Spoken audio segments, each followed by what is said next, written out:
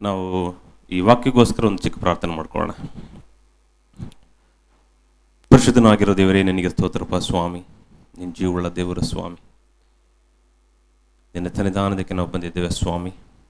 ನಿನ್ನ ಮಾತುಗಳನ್ನು ಕೇಳಲಿಕ್ಕೆ ಅದಪ್ಪ ನಿನ್ನ ಸನ್ನಿಧಾನದ ನಾವೆಲ್ಲರೂ ಸೇರಿ ಒಂದು ಕುಟುಂಬವಾಗಿ ಬಂದಿದ್ದೇವೆ ಸ್ವಾಮಿ. ನಾನು ಆಡುವಂಥ ಪ್ರತಿಯೊಂದು ಮಾತುಗಳು ನನ್ನ ಮಾತುಗಳಾಗಿರದೆ ಸ್ವಾಮಿ, ಪರಲೋಕದಿಂದ ತಂದೆಯಾದ ದೇವರೇ, ನಿನ್ನ ಮಾತುಗಳು ನೀನು ಕಳಿಸಿದ್ದಕ್ಕಾಗಿ ನನಗೆ ಸ್ತೋತ್ರಪ್ಪ ಸ್ವಾಮಿ. ನನ್ನ ಚಿತ್ತ ಅಲ್ಲ ಸ್ವಾಮಿ, ನಿನ್ನ ಚಿತ್ತ ನೆರವೇರಲಿ. ನನ್ನ ಮಾತುಗಳಾಗಿರದೆ ನಿನ್ನ ಶಕ್ತಿಯುಳ್ಳ ಮಾತುಗಳಾಗಿರಲಿಕ್ಕೆ ನೀನು ಸಹಾಯ ಮಾಡು. ನಾನು ತಗ್ಗಿಸಿಕೊಳ್ತಾ ನಿನ್ನ ನಾಮವನ್ನು ಹೆಚ್ಚಿಸುತ್ತಾ ಯೇಸುವಿನ ನಾಮದಲ್ಲಿ ಬೇಡಿದೆ ನಮ್ಮ ತಂದೆಯೇ, amen, amen. Hallelujah, hallelujah. Our God is a personal God. Hallelujah. ನಮ್ಮ ದೇವರು ಪರ್ಸನಲ್ ಗಾಡ್. ಪರ್ಸನಲ್ ಏನಂತಾರೆ ಕನ್ನಡದಲ್ಲಿ? ವೈಯಕ್ತಿಕವಾದಂಥ ದೇವರು. ಹಲ್ಲೆಲೂಯಾ. ಅಂದರೆ ನಮಗೆ ತುಂಬ ವೈಯಕ್ತಿಕವಾಗಿರುವಂಥ ದೇವರು. ಹಲ್ಲೆಲೂಯಾ. ಸೊ ಯಾವಾಗಲೂ ನಮಗೆ ಪರ್ಸ್ನಲ್ ಆಗಿರೋದು ತುಂಬ ಅಮೂಲ್ಯವಾಗಿರುತ್ತೆ. ಹಲ್ಲೆಲೂಯಾ. ಸೊ ಹಾಗಾಗಿ ನಮಗೆ ಪರ್ಸ್ನಲ್ ಆಗಿರೋದು ತುಂಬ, ಎಲ್ಲರೂ ಪ್ರೈವೇಸಿ ಕೇಳ್ತಾರೆ, ಯಾಕಂದರೆ ನಮಗೆ ಪರ್ಸ್ನಲ್ ಆಗಿರಬೇಕು. ಹಲ್ಲೆಲೂಯಾ. ಸೊ ನಮ್ಮ ದೇವರು ಸಹ ತುಂಬ ಪರ್ಸ್ನಲ್ ಆಗಿರುವಂಥ ದೇವರು. ಹಲ್ಲೆಲೂಯಾ. ಸೊ ಅದ್ರ ಬಗ್ಗೆ ನಾವು ಒಂದೆರಡು ವಾಕ್ಯಗಳನ್ನ ಓದ್ಕೊಳ್ಳೋಣ. ಸೊ ಎಲ್ಲರಂತೆ ನಮ್ಮ ದೇವರು ಅಲ್ಲ. ಹಲ್ಲೆಲೂಯಾ. ಯಾಕೆ ಪರ್ಸ್ನಲ್ ಆಗಿ ಅಂದರೆ, ಈಗ ನಮ್ಮ ಅಕ್ಕ ಮಾಡೋ ಪ್ರಾರ್ಥನೆಗೆ ದೇವರು ಉತ್ತರ ಕೊಡ್ತಾನೆ, ನಮ್ಮಮ್ಮ ಮಾಡೋ ಪ್ರಾರ್ಥನೆಗೆ ದೇವರು ಉತ್ತರ ಕೊಡ್ತಾನೆ, ನಮ್ಮ ಅಣ್ಣ ಮಾಡೋ ಪ್ರಾರ್ಥನೆಗೆ ಉತ್ತರ ಕೊಡ್ತಾನೆ, ಪ್ರಣೀತ್ ಮಾಡೋ ಪ್ರಾರ್ಥನೆಗೆ ಉತ್ತರ ಕೊಡ್ತಾನೆ. ಸೊ ಅವರವರ ಪ್ರಾರ್ಥನೆಗೆ ದೇವರು ತಕ್ಕ ಹಾಗೆ ಉತ್ತರ ಕೊಡ್ತಾನೆ. ಹಲ್ಲೆಲೂಯಾ. ನಾವೆಲ್ಲರೂ ನಮ್ಮ ಪ್ರಾರ್ಥನೆಗಳು ನಮ್ಮ ವಿಷಯಗಳಿಗಾಗಿ ನಾವು ಪ್ರಾರ್ಥನೆ ಮಾಡ್ತೀವಿ. ದೇವರು ಹಾಗಾಗಿ ಪ್ರತಿಯೊಬ್ಬರಿಗೆ he will answer personally. Hallelujah, hallelujah. Praneeth ಮಾಡುವಂಥ ಪ್ರಾರ್ಥನೆ ನಮಗೆ ಗೊತ್ತಾಗ್ಲಾರ್ದೇ ಇರ್ಬೋದು, ಆದರೆ ದೇವರಿಗೆ ಗೊತ್ತು. ಹಲ್ಲೆಲೂಯಾ. ನಾನು ಮಾಡುವಂಥ ಪ್ರಾರ್ಥನೆ ಪ್ರಣೀತಿಗೆ ಗೊತ್ತಾಗ್ಲಾರ್ದೇ ಇರ್ಬೋದು, ಆದರೆ ದೇವರಿಗೆ ಗೊತ್ತು. Hallelujah, hallelujah. He answers every prayer. ದೇವರು ಪ್ರತಿಯೊಂದು ಪ್ರಾರ್ಥನೆಯನ್ನು ಕೇಳುವಂಥ ನಮ್ಮ ದೇವರಾಗಿದ್ದಾನೆ. ಹಲ್ಲೆಲೂಯಾ. ಸೊ ಹಾಗಾಗಿ ನಾವಿಲ್ಲಿ ಆರಾಧನೆಗೆ ಬರಬೇಕಾದ್ರೆ ನಾವು ಒಳ್ಳೆ ಹಾಡು ಆಡ್ತಾರೆ, ಒಳ್ಳೆ ಮ್ಯೂಸಿಕ್ ಇದೆ, ಒಂದು ಮ್ಯೂಸಿಕಲ್ಲಿ ಒಂಥರ ಒಳ್ಳೆ ಹೈ ಆಗಿದ್ಬಿಟ್ಟು ಆಚೆ ಹೊತ್ತ ಫುಲ್ ಡೌನ್ ಆಗಿ ಆ ಥರ ಆರಾಧನೆ ನಮ್ಮ ದೇವರಿಗೆ ಇಷ್ಟ ಆಗಲ್ಲ. Hallelujah. We must worship him in personal. Hallelujah.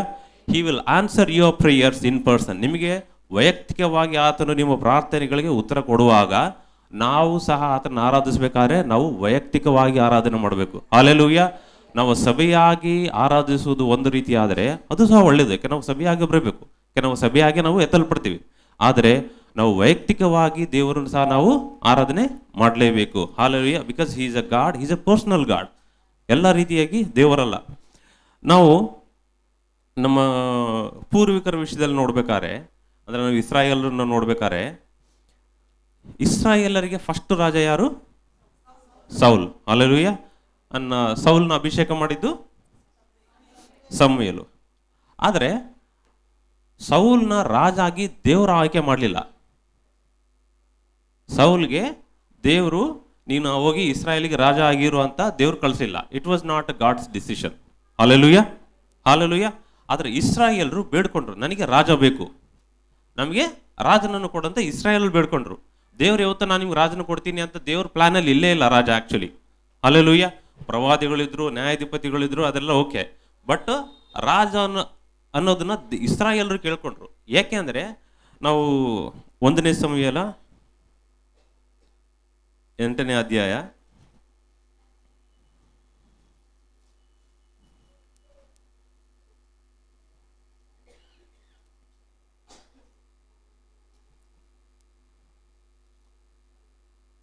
1ನೇ ಸಮುವೇಲ 8ನೇ ಅಧ್ಯಾಯ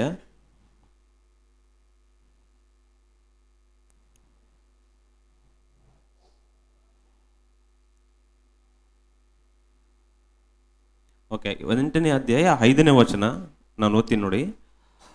ಆದ್ದರಿಂದ ಬೇರೆ ಎಲ್ಲ ಜನಾಂಗಗಳಿಗಿರುವಂತೆ ನಮಗೂ ಒಬ್ಬ ಅರಸನನ್ನು ನೇಮಿಸು. ಸೊ ಇದು ಇಸ್ರಾಯೇಲರು ಸಮುವೇಲನಿಗೆ ಹೇಳ್ತಾ ಇದ್ದಾರೆ, ನೀನಂತೂ ಮುದುಕನಾದಿ, ನಿನ್ನ ಮಕ್ಕಳು ನಿನ್ನ ಮಾರ್ಗದಲ್ಲಿ ನಡೆಯುವುದಿಲ್ಲ, ನಮಗೂ ಒಬ್ಬ ಅರಸನನ್ನು ನೇಮಿಸು, ಅವನೇ ನಮ್ಮ ನ್ಯಾಯಸ್ಥಾಪಕನಾಗಿರಲಿ ಅಂದರು. ಹಲ್ಲೆಲೂಯಾ. ಆದರೆ ದೇವ್ರಿಗೆ ಇಷ್ಟ ಇರಲ್ಲ. ಸಮುವೇಲ, ಇಸ್ರಾಯೇಲರು ಸಮುವೇಲ್ಗೆ ಹೇಳಿದ್ಮೇಲೆ ಸಮುವೇಲ ಹೋಗ್ತಾನೆ ದೇವ್ರ ಹತ್ರ. ಅವಾಗ ದೇವ್ರಿಗೆ ಇಷ್ಟ ಇರಲ್ಲ ಒಬ್ಬ ಅರಸನ ಕೊಡೋದಕ್ಕೆ. ಸೊ ಅವಾಗ ಸಮುವೇಲ ದೇವ್ರ ಹತ್ರ ಹೋದಾಗ ದೇವ್ರು ಏನು ಹೇಳ್ತಾನೆ, ಅವರು 7ನೇ ವಚನ, ಸಮುವೇಲನು ಯೆಹೋವನನ್ನು ಪ್ರಾರ್ಥಿಸಲು ಆತನು ಅವನಿಗೆ, ಜನರು ಹೇಳಿದಂತೆಯೇ ಮಾಡು, ಅವರು ನಿನ್ನನ್ನಲ್ಲ ನನ್ನನ್ನು ತಿರಸ್ಕರಿಸಿದ್ದಾರೆ, ನನ್ನ ಆಳಿಕೆಗೆ ಬೇಡವೆನ್ನುತ್ತಾರೆ. ನಾನು ಅವರನ್ನು ಐಗುಪ್ತದಿಂದ ಬಿಡಿಸಿದಂದಿನಿಂದ ಇಂದಿನವರೆಗೂ ಅವರು ನನ್ನನ್ನು ಬಿಟ್ಟು ಅನ್ಯ ದೇವತೆಗಳನ್ನು ಸೇವಿಸಿದರು. ನನಗೆ ಹೇಗೆ ಮಾಡಿದರೋ ಹಾಗೆ ನಿನಗೂ ಮಾಡುತ್ತಾರೆ. ಸೊ ಬಟ್ ಇದರಲ್ಲಿ ಇಂಪಾರ್ಟೆಂಟ್ ವಚನ ಏನಂದರೆ, ಅವರು ನಿನ್ನನ್ನೆಲ್ಲ ನನ್ನನ್ನು ರಿಜೆಕ್ಟ್ ಮಾಡಿದ್ದಾರೆ. ಅಂದರೆ ಏನು, ನಾವು ಆತನ ಪ್ಲ್ಯಾನ್, ಆತನ ಆಲೋಚನೆಗಳಲ್ಲಿ ನಾವು ಇರದೇ ಇದ್ದರೆ ನಾವು ಅದನ್ನು ರಿಜೆಕ್ಟ್ ಮಾಡ್ದಂಗೆ. ಆತನ ವಾಕ್ಯಗಳನ್ನು ನಾವು ಕೇಳದೇ ಇದ್ದರೆ ಅಥವಾ ಅದಕ್ಕೆ ನಾವು ಒಬಿಡಿಯಂಟ್ ಆಗಲೇ ಇರಿದ್ರೆ ಆತನಿಗೆ ನಾವು ರಿಜೆಕ್ಟ್ ಮಾಡ್ದಂಗೆ. ಹಲ್ಲೆಲೂಯಾ. ಸೊ ಈ ರಾಜ ಅನ್ನೋ ಕಾನ್ಸೆಪ್ಟು ದೇವರು ವಿಷಯದಲ್ಲಿ ಇರಲಿಲ್ಲ. ಆದ್ದರಿಂದ ಅವ್ರು ಕೇಳ್ತಾ ಇರೋದ್ರಿಂದ ದೇವ್ರು ಹೇಳ್ತಾರೆ, ಓಕೆ ದೇ ರಿಜೆಕ್ಟೆಡ್ ಮೀ, ನಿನ್ನನ್ನೆಲ್ಲ ನನ್ನ ರಿಜೆಕ್ಟ್ ಮಾಡಿದ್ದಾರೆ ಅಂತೆ. ಸೊ ಆಮೇಲೆ ದೇವ್ರು ಏನು ಹೇಳ್ತಾನೆ, ನೀವು ರಾಜ ಅಂದರೆ ಹೆಂಗಿರ್ತಾನೆ ಅಂತ ದೇವ್ರು ಎಕ್ಸ್ಪ್ಲೇನ್ ಮಾಡ್ತಾನೆ ಇಸ್ರಾಯೇಲರಿಗೆ. ರಾಜ ಅಂದರೆ ಹೆಂಗಿರ್ತಾನೆ ಅಂತ ದೇವ್ರು ಎಕ್ಸ್ಪ್ಲೇನ್ ಮಾಡ್ತಾನೆ. ಎಕ್ಸ್ಪ್ಲೇನ್ ಮಾಡಿ ಅವ್ರಿಗೆ ಇನ್ನೂ ಆದ್ರೂ ಬೇಕಂದರೆ ಅವ್ರಿಗೆ ರಾಜನ ಕೊಡೋಣ ಅಂತ ಹೇಳ್ತಾನೆ. ಅದನ್ನು ಒಂದು 2-3 ವಚನ ಓದ್ಕೊಳ್ಳೋಣ.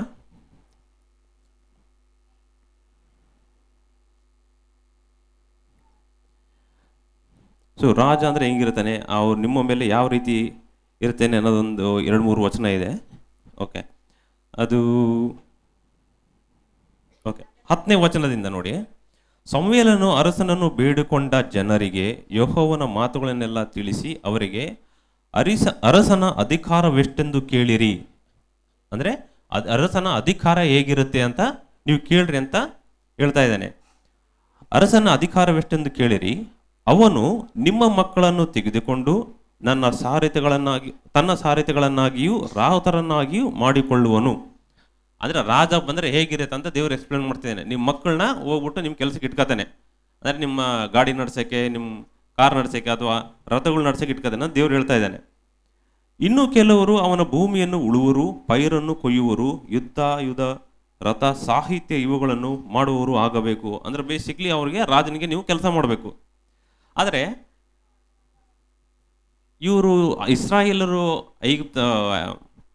ಐಗುಪ್ತದಿಂದ ಬಿಟ್ಟು ಬರ್ಬೇಕಾದ್ರೆ ದೇವರು ಫ್ರೀಯಾಗಿ ಊಟ ಕೊಡ್ತಿದ್ದ ಅವ್ರಿಗೆ. ಆಕಾಶದಿಂದ ಮನ್ನಾ ಕೊಡ್ತಾ ಇದ್ದ, ಮಾಂಸ ಕೊಡ್ತಿದ್ದ, ಏನು ಬೇಕಾದ್ರೆ ಕೇಳ್ತಾ ಇದ್ದ. ಆದರೆ ಇಸ್ರಾಯೇಲರು ಏನು ಹೇಳ್ತಿದ್ದಾರೆ, ಈಗ ನನಗೆ ಬೇಡ, ನನಗೆ ರಾಜನನ್ನು ಕೊಡು ಅಂತಾರೆ. ದೇವ್ರು ಹೇಳ್ತಿದ್ದಾನೆ, ಇವಾಗ ರಾಜನ ಕೊಟ್ಟರೆ ನೀವು ಇದರೆಲ್ಲ ಮಾಡಬೇಕಾಗತ್ತೆ, ಅವ್ರಿಗೆ ನೀವು ಕೆಲಸ ಮಾಡಬೇಕು, ಅವ್ರ ಲ್ಯಾಂಡಲ್ಲಿ ಕೆಲಸ ಮಾಡಬೇಕು, ಅವ್ರ ರಥ ನೀವು ಓಡಿಸ್ಬೇಕು ಅಂತ ಹೇಳ್ತಾ ಇದ್ದೇನೆ, ಎಕ್ಸ್ಪ್ಲೇನ್ ಮಾಡ್ತಾ ಇದ್ದೇನೆ. ಸೊ ಇದಲ್ಲದೆ ಅವನು ನಿಮ್ಮ ಹೆಣ್ಣು ಮಕ್ಕಳನ್ನು ಸುಗಂಧ ದ್ರವ್ಯ ಮಾಡುವುದಕ್ಕೂ ಅಡಿಗೆ ಮಾಡುವುದಕ್ಕೂ ರೊಟ್ಟಿ ಸುಡುವುದಕ್ಕೂ ನೇಮಿಸಿಕೊಳ್ಳುವನು. ನಿಮ್ಮ ಉತ್ತಮವಾದ ಹೊಲಗಳನ್ನು, ದ್ರಾಕ್ಷಿ ತೋಟಗಳನ್ನು, ಎಣ್ಣೆ ಮರದ ತೋಪುಗಳನ್ನು ಕಿತ್ತುಕೊಂಡು ತನ್ನ ಸೇವಕರಿಗೆ ಕೊಡುವನು. ನಿಮ್ಮ ಧಾನ್ಯ ದ್ರಾಕ್ಷಿಗಳೆಲ್ಲ ದಶಮಾಂಶವನ್ನು ತೆಗೆದುಕೊಂಡು ತನ್ನ ಪ್ರಧಾನರಿಗೂ ಪರಿವಾರದವರಿಗೂ ಕೊಡುವನು. ನಿಮ್ಮ ದಾಸಿಯರನ್ನು, ಉತ್ತಮವಾದ ಎತ್ತು ಕತ್ತೆಗಳನ್ನು ತನ್ನ ಕೆಲಸಕ್ಕೆ ಹಚ್ಚಿಕೊಳ್ಳುವನು. ಕುರಿ ಹಿಂಡುಗಳಲ್ಲಿ 10ರ 1 ಭಾಗವನ್ನು ತೆಗೆದುಕೊಳ್ಳುವನು. ನೀವು ಅವನಿಗೆ ದಾಸರಾಗಿರಬೇಕು. Hallelujah, hallelujah. ನೀವು ಅವನಿಗೆ ದಾಸರಾಗಿರಬೇಕು. ದೇವ್ರು ಹೇಳ್ತಾ ಇದ್ದಾನೆ. ಇದೆಲ್ಲ ಹೇಳ್ಬಿಟ್ಟು ನೀವು ಆತನಿಗೆ ದಾಸರಾಗಿರ್ತೀವಿ ಅಂತ ಹೇಳ್ತಾ ಇದ್ದಾನೆ. ಆದರೆ ದೇವರಿಗೆ ನಾವು ದಾಸರಲ್ಲ, ಆತನ ಮಕ್ಕಳು. ಹಾಲೆಲೂಯಾ. ಬಟ್ ಆದ್ರೆ ನೀವು ರಾಜನ ಕೋರ್ಕೊಂಡ್ರೆ ನೀವು ರಾಜನಿಗೆ ದಾಸರಾಗಿರಬೇಕು. ಆಗ ನೀವು ಆರಿಸಿಕೊಂಡ ಅರಸನ ದೆಸೆಯಿಂದ ಆ ದಿನದಲ್ಲಿ ಬೇಸತ್ತು ಯೆಹೋವನಿಗೆ ಮೊರೆಯಿಡುವಿರಿ, ಆಗ ಆತನು ನಿಮ್ಮನ್ನು ಲಕ್ಷಿಸುವುದಿಲ್ಲ. ಈ ಥರ ಎಲ್ಲ ಹೇಳ್ತಾನೆ. ಆದರೆ ಲಾಸ್ಟಿಗೆ 22ನೇ ವರ್ಷದಲ್ಲಿ ಆ ಥರ ಕೇಳಿದಾಗ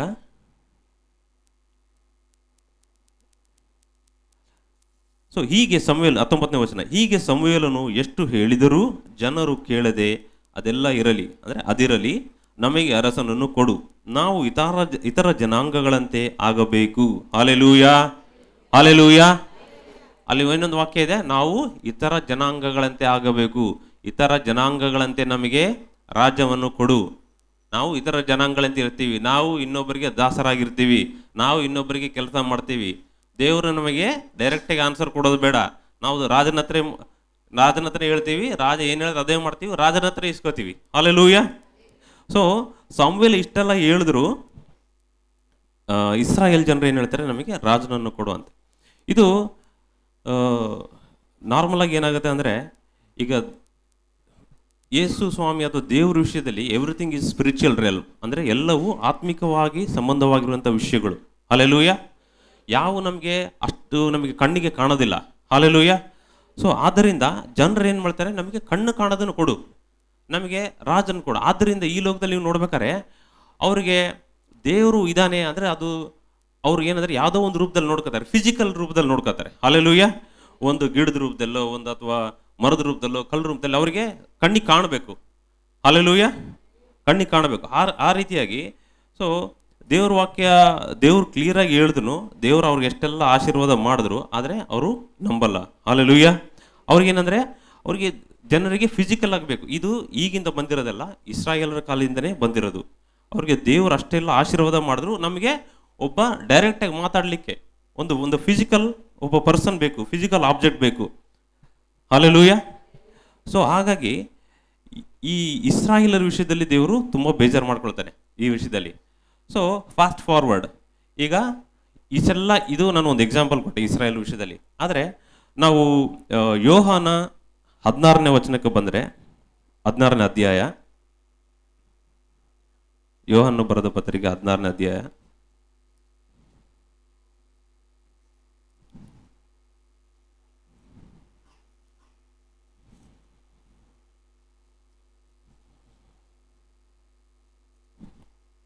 ಅದರ ಮೊದಲನೇ ವಚನ ಓದಿ ಯಾರಾದರೂ.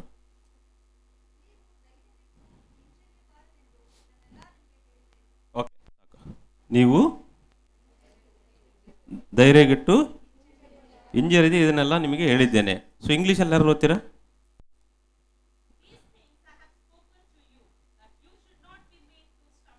ಓ ಸಾರಿ, 14, ಸಾರಿ ಮೈ ಮಿಸ್ಟೇಕ್, 14.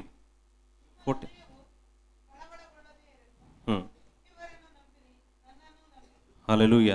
ಯಾರು ಇಂಗ್ಲೀಷಲ್ಲಿ ಓದಿ 14:1. ಹಲ್ಲೆಲೂಯಾ. ಸೊ ಯೇಸು ಸ್ವಾಮಿ ಶಿಷ್ಯರಿಗೆ ಹೇಳ್ತಾ ಇದ್ದೇನೆ, do not let your hearts be troubled, ಅಂದರೆ ನಿಮ್ಮ ಹೃದಯವು ಕಳವಳಗೊಳ್ಳದೇ ಇರಲಿ. ಯಾಕೆ ಹೇಳ್ತಾ ಇದ್ದೇನೆ ಯೇಸು ಸ್ವಾಮಿ ಈ ಮಾತು? ಯೇಸು ಸ್ವಾಮಿ ಯಾಕೆ ಹೇಳ್ತಾ ಇದ್ದೇನೆ ಈ ಮಾತು? ಯಾಕೆ ಅಂದರೆ ಯೇಸು ಸ್ವಾಮಿ ಇಷ್ಟು ವರ್ಷ ಅವ್ರ ಜೊತೆ ಇದ್ದ, ಯೇಸು ಸ್ವಾಮಿ ಇಷ್ಟು ವರ್ಷ ಅವ್ರ ಜೊತೆ ಇದ್ದ. But now is the time he must depart from them. ಅವರನ್ನು ಅಗಲಿ ಹೋಗುವಂಥ ಸಮಯ ಸಮೀಪಿಸಿದೆ. ಹಲ್ಲೆಲೂಯಾ.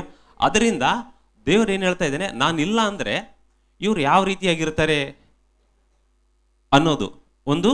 ಯಾಕೆಂದರೆ ನಾವು ನೋಡಿದ್ದೀವಿ ಇಸ್ರಾಯೇಲ್ ಮುಂದೆ ದೇವರು ಅಷ್ಟೆಲ್ಲ ಅದ್ಭುತ ಕಾರ್ಯ ಮಾಡಿದ್ರು, ನಮಗೂ ರಾಜ ಬೇಕಂದ್ರು. ಸ್ವಲ್ಪ ಮೋಸ ಹಾಕೊಂಡು ಹೋದರೆ ಯಾವುದೋ ಒಂದು ಕಲ್ಲು ಮಾಡ್ಕೊಂಡ್ಬಿಡ್ತಾರೆ. ಯಾಕೆಂದರೆ ನಮ್ಮ ಬಿಹೇವಿಯರ್ ಆ ರೀತಿಯಾಗಿದೆ.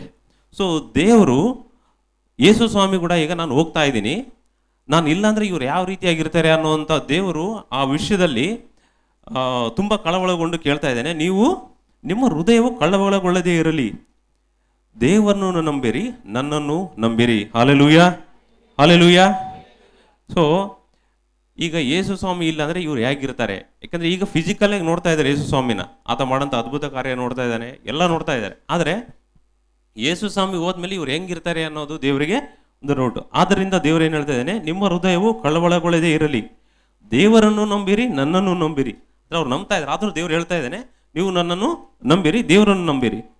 ನನ್ನ ತಂದೆಯ ಮನೆಯಲ್ಲಿ ಬಹಳ ಬಿಡಾರಗಳು ಅವೆ, ಇಲ್ಲದಿದ್ದರೆ ನಿಮಗೆ ಹೇಳುತ್ತಿದ್ದೆನು, ನಿಮಗೆ ಸ್ಥಳವನ್ನು ಸಿದ್ಧ ಮಾಡುವುದಕ್ಕೆ ಹೋಗುತ್ತೇನಲ್ಲ. ನಾನು ಹೋಗಿ ನಿಮಗೆ ಸ್ಥಳವನ್ನು ಸಿದ್ಧ ಮಾಡಿದ ಮೇಲೆ ತಿರುಗಿ ಬಂದು ನಿಮ್ಮನ್ನು ಕರ್ಕೊಂಡು ಹೋಗಿ ನನ್ನ ಬಳಿಗೆ ಸೇರಿಸಿಕೊಳ್ಳುವೆನು. ಯಾಕೆಂದರೆ ನಾನಿರುವ ಸ್ಥಳದಲ್ಲಿ ನೀವು ಸಹ ಇರಬೇಕು.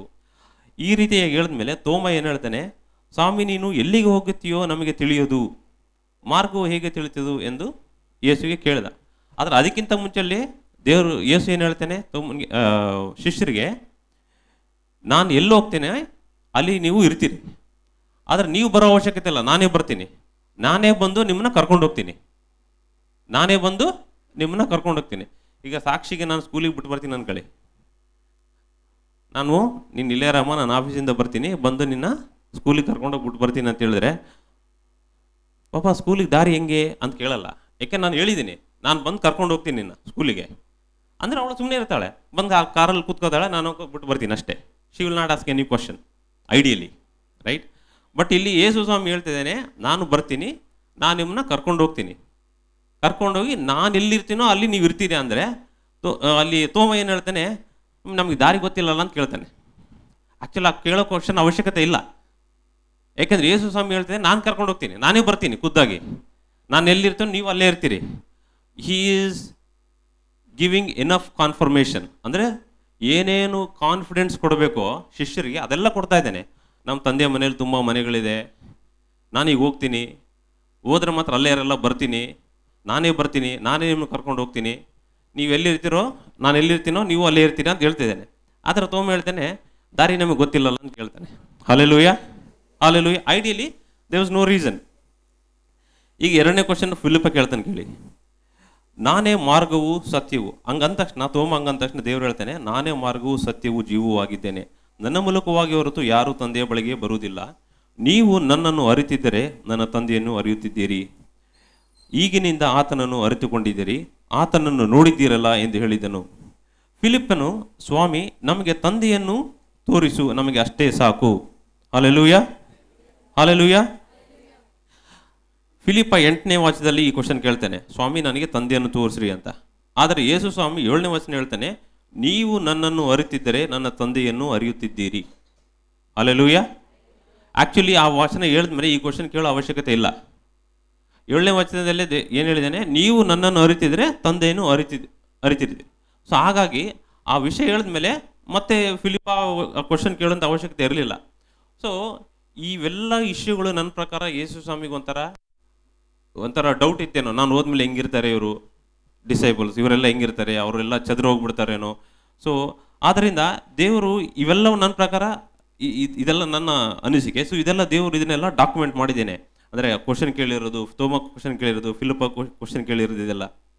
ಸೊ ಇದೆಲ್ಲ ನಾನು ಯಾಕೆ ಹೇಳ್ತಿದ್ದೀನಿ ಅಂದರೆ, ದೇವರು ಈ ವಿಷಯದಲ್ಲಿ ತನ್ನ ಮಕ್ಕಳನ್ನ ನಾನು ಬಿಟ್ಟು ಹೋಗ್ತಾ ಇದ್ದೀನಿ, ಇವರು ಯಾವ ರೀತಿಯಾಗಿರ್ತಾರೆ ಅನ್ನೋಂಥ ತುಂಬ ಕಳವಳ, ಅಂದರೆ ಅಷ್ಟು ನಮ್ಮ ಬಗ್ಗೆ ಕಾಳಜಿ ವಹಿಸುವಂಥ ದೇವರು. Hallelujah, hallelujah. ಈಗ ನೋಡಿ, ಸ್ಟಾರ್ಟಿಂಗಲ್ಲಿ ದೇವರು ಅನೇಕ ಆದಿಕಾಂಡದಲ್ಲಿ ಅದ್ಭುತ ಕಾರ್ಯಗಳು ಮಾಡಿದ್ರು, ಯೇಸು ಸ್ವಾಮಿ ಲಾಸ್ಟಿಗೆ ಇಳಿದು ಬರಲೇಬೇಕಾಯ್ತು. ಹಲ್ಲೆಲೂಯಾ. ಪರಲೋಕದಿಂದ ದೇವರು ಈ ಭೂಮಿಗೆ ಬರಲೇಬೇಕಾಯ್ತು. ಹಲ್ಲೆಲೂಯಾ.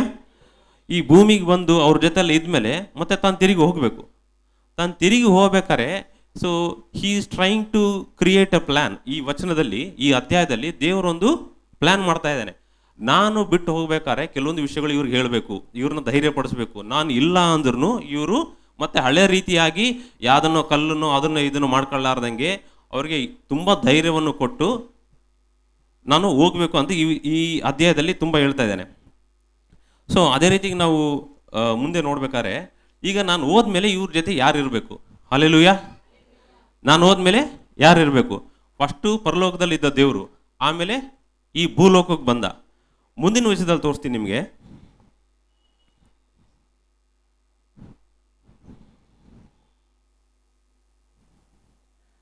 ಅದೇ ಅಧ್ಯಾಯದಲ್ಲಿ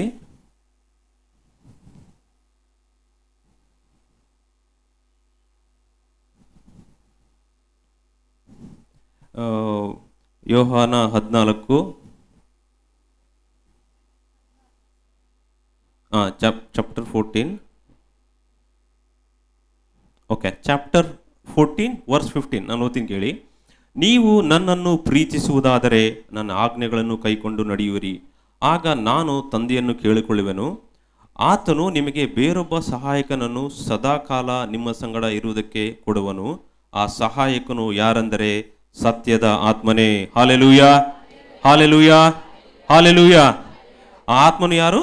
ಸತ್ಯದ ಆತ್ಮನು. ಲೋಕವು ಆತನನ್ನು ನೋಡದೆಯೂ ತಿಳಿಯದೆಯೂ ಇರುವುದರಿಂದ ಆತನನ್ನು ಹೊಂದಲಾರದು. ನೀವು ಆತನನ್ನು ಬಲ್ಲಿರಿ, ಹೇಗೆಂದರೆ ನಿಮ್ಮ ಬಳಿಯಲ್ಲಿ ವಾಸ ಮಾಡುತ್ತಾನೆ ಮತ್ತು ಮತ್ತು ಮತ್ತು ನಿಮ್ಮೊಳಗೆ ಇರುವನು. Hallelujah, hallelujah. ದೇವ್ರು ನೋಡಿ ಎಷ್ಟು ನಮ್ಮ ಬಗ್ಗೆ ಕಾಳಜಿ ವಹಿಸ್ತಾ ಇದ್ದಾನೆ. ಫಸ್ಟ್ ಪರಲೋಕದಂಥ ದೇವರು ಈ ಲೋಕಕ್ಕೆ ಬಂದ. ಹಲ್ಲೆಲೂಯಾ. ಈ ಲೋಕದಲ್ಲಿ ಆದ್ಮೇಲೆ ನೆಕ್ಸ್ಟ್ ಎಲ್ಲಿ ಬರ್ತಾ ಇದ್ದಾನೆ? ನಮ್ಮೊಳಗೆ ಬರ್ತಾ ಇದ್ದಾನೆ. Hallelujah, hallelujah. Because god loves us so much.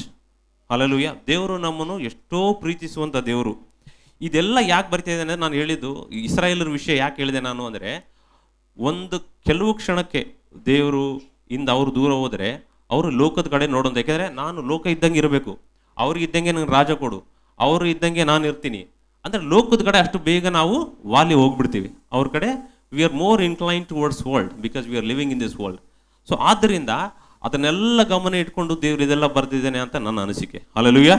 So ಹಾಗಾಗಿ ಯೇಸು ಸ್ವಾಮಿ ತನ್ನ ಡಿಸೈಪಲ್ಸ್ ತನ್ನ ಶಿಷ್ಯರನ್ನು ಬಿಟ್ಟು ಹೋಗ್ಬೇಕಾರೆ ಇದೆಲ್ಲ ಒಂದು ಅಧ್ಯಾಯದಲ್ಲಿ ಇದೆಲ್ಲ ಒಂದು ಸೀನು ಇಲ್ಲಿ ಆಗ್ತಾ ಇದೆ. ಸೊ ಈ ಸೀನಲ್ಲಿ ಸತ್ಯದ ಆತ್ಮನನ್ನು ಇಂಟ್ರೊಡ್ಯೂಸ್ ಮಾಡ್ತಾ ಇದ್ದಾನೆ. ಹಲ್ಲೆಲೂಯಾ. ಇಲ್ಲಿ ಹೋಲಿ ಸ್ಪಿರಿಟ್ನ ಇಂಟ್ರೊಡಕ್ಷನ್ ಮಾಡ್ತಾ ಇದ್ದಾನೆ. ನಾನು ಹೋಗ್ತೀನಿ, ಅಲ್ಲೆಲ್ಲ ಮನೆ ಇದೆ, ನಾನು ಮತ್ತೆ ಬರ್ತೀನಿ, ನಿಮ್ಮನ್ನು ಕರ್ಕೊಂಡು ಹೋಗ್ತೀನಿ, ಆದರೂ ನಾನು ನಿಮ್ಮನ್ನ ಒಂಟಿಯಾಗಿ ಬಿಡಲ್ಲ ಅಂತ, ಅಲ್ಲಿ ಅನಾಥರಾಗಿ ಬಿಡುದಿಲ್ಲ ಅಂತ ಒಂದು ಮಾತಿದೆ ಅದೇ ಅಧ್ಯಾಯದಲ್ಲಿ 18 ಅಲ್ವಾ, 14-18. ನಾನು ನಿಮ್ಮನ್ನು ಅನಾಥರಾಗಿ ಬಿಡುವುದಿಲ್ಲ. Hallelujah. There is a reason why he set the statement. ಈ ವಾಕ್ಯ ದೇವರು ಹೇಳಲಿಕ್ಕೆ ಒಂದು ಉದ್ದೇಶ ಇದೆ. ಯಾಕೆಂದ್ರೆ ಯಾವಾಗಲೂ ಇಸ್ರಾಯೇಲ್ ನಡೆಸಲಿಕ್ಕೆ ಪ್ರವಾದಿಗಳು, ನ್ಯಾಯಾಧಿಪತಿಗಳು, ಅವರು ಇವರು ಯಾರೋ ಇರ್ತಾನೆ ಇದ್ರು. ಈಗ ಯೇಸು ಸ್ವಾಮಿ ಇದ್ದಾನೆ,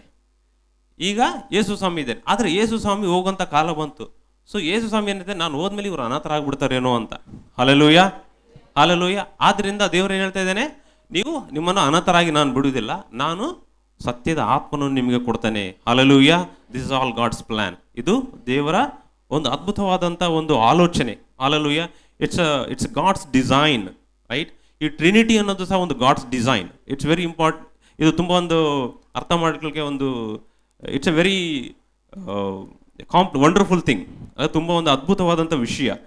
ಏಕೆಂದರೆ ಯೇಸು ಸ್ವಾಮಿ ಹೋಗಲೇಬೇಕು, ಆದರೆ ನಮ್ಮ ಜೊತೆ ಇರಲಿಕ್ಕೆ, ನಮ್ಮ ಒಳಗೆ ಇರಲಿಕ್ಕೆ ಸತ್ಯದ ಆತ್ಮನು ದೇವರು ಕೊಟ್ಟಿದ್ದಾನೆ. ಹಲ್ಲೆಲೂಯಾ.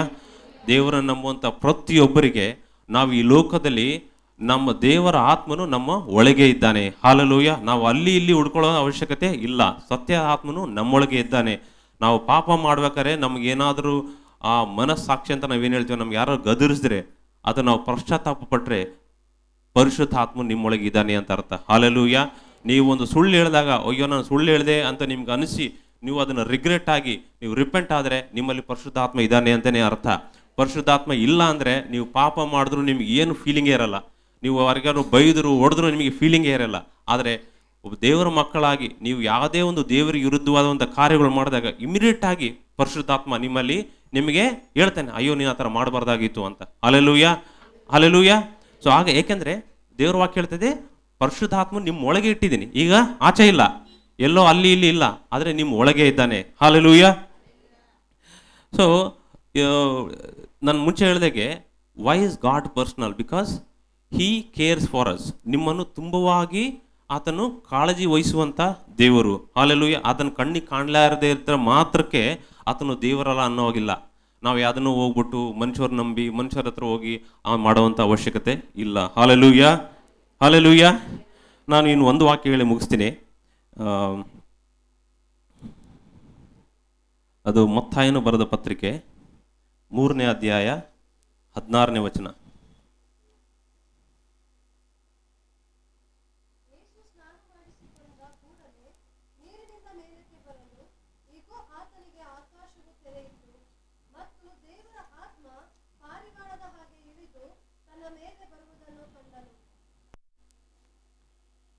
ಇನ್ನೊಂದ್ಸರಿ ಇದನ್ನ, ಯೇಸು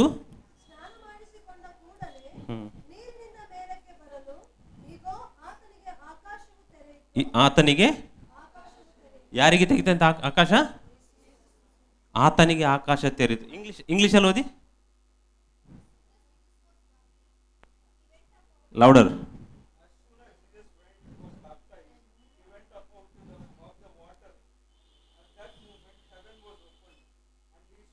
Heaven was opened.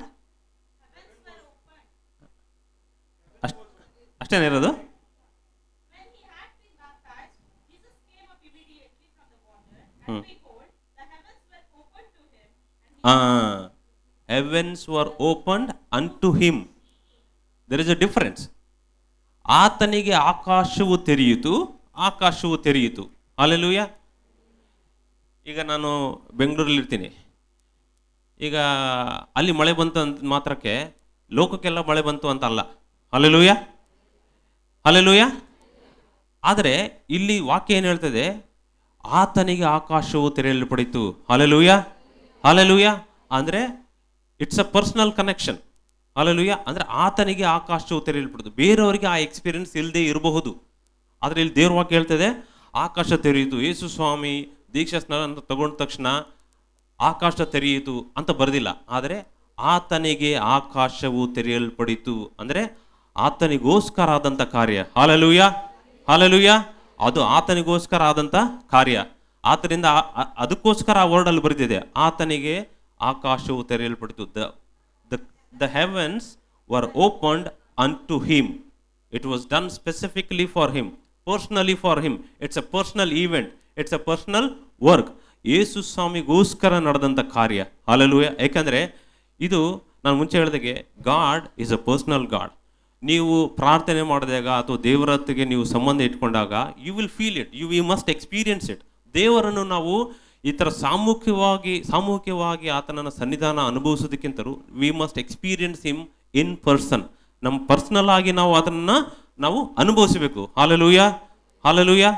ಆಗ ಮಾತ್ರ ನಮಗೆ ದೇವರನ್ನ, ಆತನ ಶಕ್ತಿ, ಆತನ ಪ್ರೀತಿ ನಾವು ಹೆಚ್ಚಾಗಿ ಅರಿತುಕೊಳ್ಳಿಕ್ಕೆ ಸಾಧ್ಯ. Only then you will be very close to God. ನಾವು ಈ ಥರ ಗುಂಪಲ್ಲಿ ಬಂದ್ಬಿಟ್ಟು ಚೆನ್ನಾಗಿ ಆಡಿ ಚೆನ್ನಾಗಿ ಆರಾಧನೆ ಮಾಡಿ ಹೋದರೆ ನಾವು ಆತನಲ್ಲಿ ಅಷ್ಟು ಅಂಟ್ಕೊಳ್ಳಿಕ್ಕೆ ಸಾಧ್ಯ ಇರಲಿಕ್ಕಿಲ್ಲ. ಆದರೆ ನಾವು when we experience him in person, ನಾವು ಆತನನ್ನು ನಾವು ವೈಯಕ್ತಿಕವಾಗಿ ಆತನಲ್ಲಿ ನಾವು ಆ ರಿಲೇಷನ್ಶಿಪ್ ಬೆಳೆಸ್ಕೊಂಡಾಗ we will experience God's love more. Hallelujah. ನಾನು ಈ ವಿಷಯ ಯಾಕೆ ಹೇಳಿದೆ ಲಾಸ್ಟಿಗೆ ಅಂದರೆ, ಇಲ್ಲಿ ಅನೇಕ ಜನ ಇವತ್ತು ದೀಕ್ಷಾ ಸ್ನಾನ ತಗೊಳ್ಳಿಕ್ಕಿದ್ದಾರೆ. Hallelujah, hallelujah.